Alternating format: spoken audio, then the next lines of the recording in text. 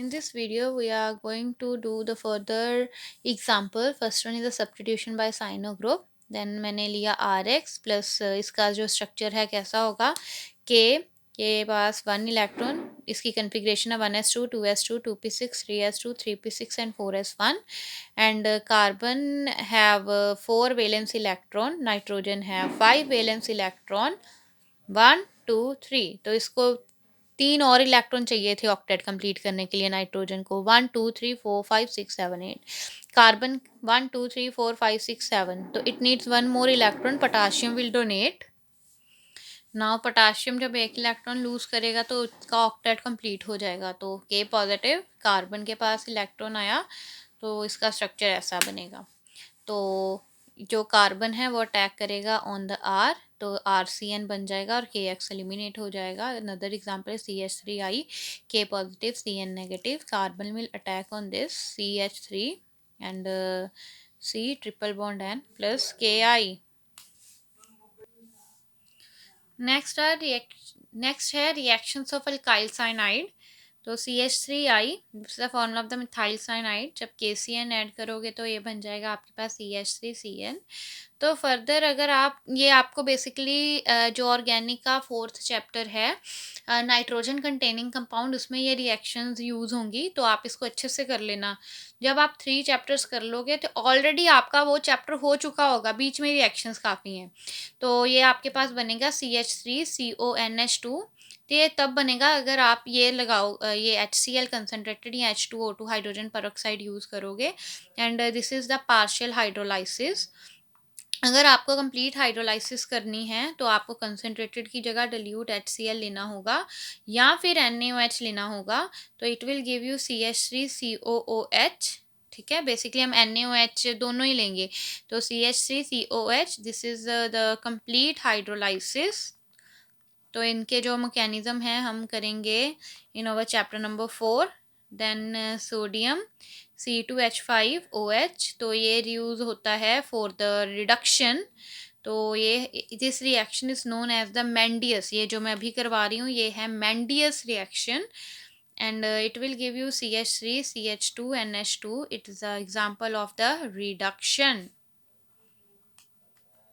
As इसमें क्या हुआ है, हमारे पास हाइड्रोजन भी ऐड हुए हैं ना। इसमें है substitution bye isocyanide group.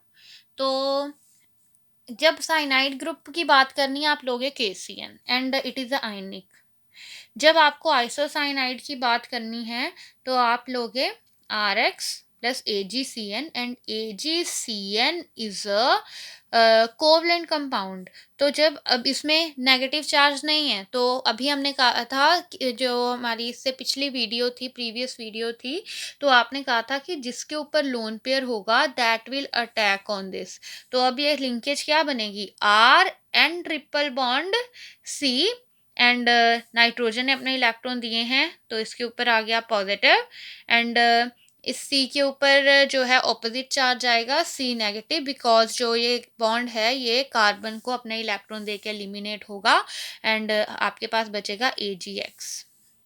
Example CH3Br plus AgCN, it will give you CH3N positive C negative, या you can only write N triple bond C plus AgBr.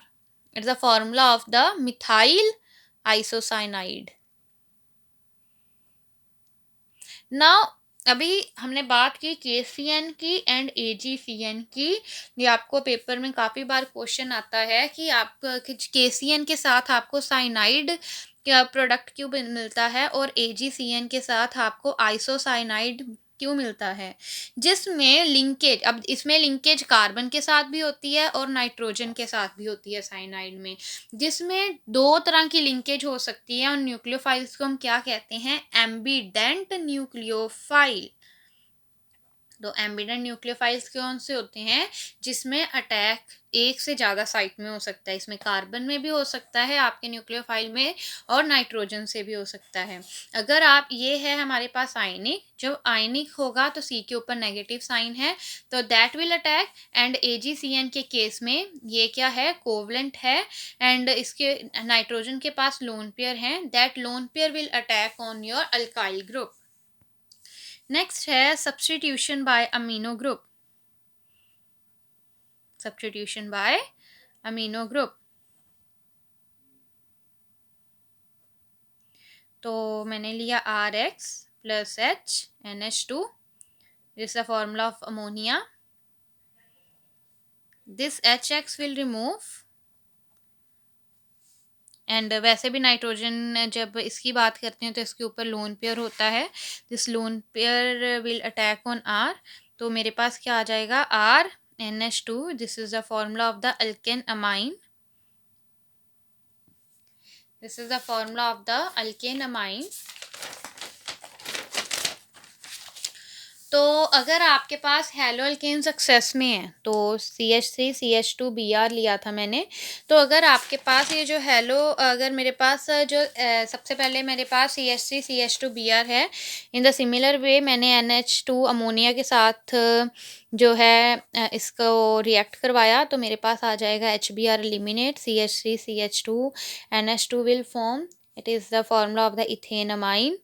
Now suppose मेरे पास जो हैलो अल्केन है वो एक्सेस में है, in that case ये further आपके पास जो पहले प्रोडक्ट आया था उसके साथ रिएक्ट करेगा, and it will give you CH3CH2 twice, and one of the H will remove HBr, and further CH3CH2Br plus CH3CH2 twice NH।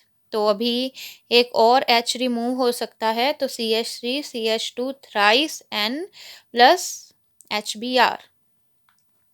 This is the diethyl amine, this is a triethyl amine।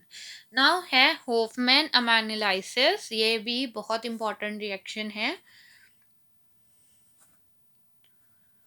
Hofmann ammonolysis, तो ये है, पहला था primary, then था मेरे पास secondary, then था tertiary, अब मेरे पास आ गया क्वार्टिनरी।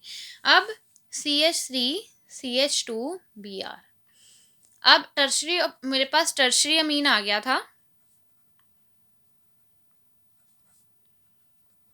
फर्दर जब ये रिएक्ट करेगा तो आपको क्या देगा, क्वार्टिनरी अमोनियम साल्ट देगा।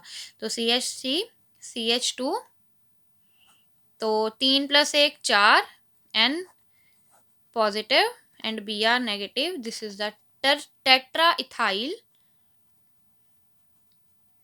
Ammonium bromide. नेक्स्ट है मेरे पास सब्स्टिट्यूशन बाय नाइट्राइल ग्रुप।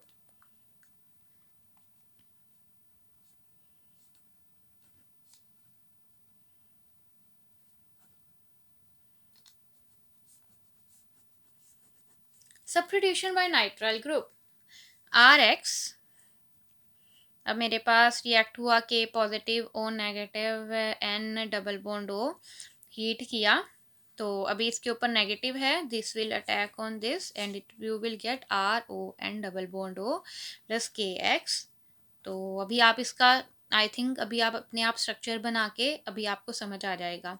तो आप इसका स्ट्रक्चर बनाना तो आपको समझ आ जाएगा कि why we have put this negative on this oxygen. Now जिसके ऊपर नेगेटिव चार्ज होगा that will attack on your alkyl group, and this will leave K positive X negative will form KX, RONO, its name is the acyl nitrite। Next है आपके पास CH3CH2Br plus K positive O negative and double bond O। तो basically mechanism करने का फ़ायदा ये होता है कि आपको पता है कि मेरे पास ये नेगेटिव है, वही अगर मैं आपको सिर्फ लिख दूंगी CH2CH2Br प्लस KONO, रिएक्शन करो, KONO क्या है, KNO2 है, ये दे दूँ, तो आप इसके साथ रिएक्शन ही नहीं अच्छे से कर पाओगे। तो जब आपको पता होगा कि ये मेरे पास नेगेटिव, और always negative will attack on the positive, and कौन से कार्बन पे करेगा, उस कार्बन पे करेगा जो मेरे पास हैलोजन के पास लगा हुआ है। एंड आपके पास आएगा CH3 CH2 O and double bond O plus KBr. Its name is ethyl nitrite. Now next है मेरे पास सब्स्टिट्यूशन बाय नाइट्रो ग्रुप। लो, ये भी एम्बिडेंट वाला ही है केस। तो next is the substitution by nitro group.